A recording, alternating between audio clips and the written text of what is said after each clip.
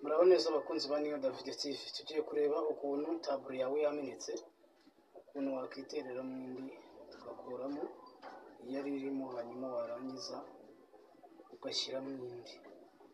Ni ukuvuga ngo ufata telefone yawe nk'ibisanzwe, telefone ngiyi urayifata, wenda yaramenetse, ukayikuramo batiri, warangiza ukayifungura amaburo arimo, warangiza kuyifungura nyine ukayihambura nk'ibisanzwe, warangiza kuyifungura ukayihambura.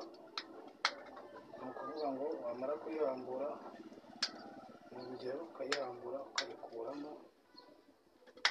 kandi taburo yawe yaramenetse. Wamara gusanga yaramenetse, hanyuma ugahita ureba. Ni ukuvuga ngo ukimara kureba urabona ko yambara 16. Kubera ko yambara 16 rero uhita uyifata ukayikuraho, yambara 16 ntonya, mutazabyitiranya amataburo abasa ukagira ngo binangana, ukagira ngo niko byambarana.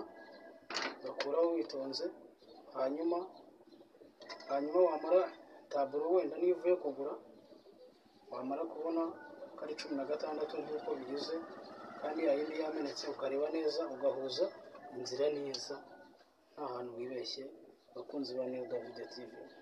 Hanyuma wamara kugera kuringaniza inzira neza, kugira ngo itaza kongera kwaka umweru se, cyangwa iyo yatse umweru uba wayiteye nabi, urongera ukayikura ukayitera paka yatse neza. Ni ukuvuga ngo rero ubu ndangije kugira iki, ndangije kuyitera. Ukimara kurangiza kuyitera, mbere yo kuyifunga urabanza ugashyiramo batiri, ukareba ko telefone yawe yagize iki, yatse. Urabona ko yatse neza, urabona noneho ko igize iki, ihise yaka neza. Ni ukuvuga ngo ikimara kwaka neza, ubu ni taburo yindi tugize iki, duteyemo. Urongera ufate telefone yawe nk'ibisanzwe, nurangiza uyifunge, hanyuma ube urabishoboje. Ukimara kuyisoza, ni ukuvuga ngo urafata ukongera ugafunga telefone yawe, nk'ibisanzwe, ukayifunga witonze,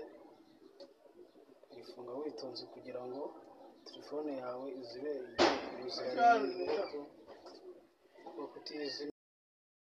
Urabona ko fone yacu yarangije kugira iki, yarangije gukira. Bakunzi ba Niyo David TV, wowe dukurikirana ahantu hose, kora subscribe, ukore like na share. Murakoze, mugire ibihe byiza, mugire n'umunsi mwiza, murakoze.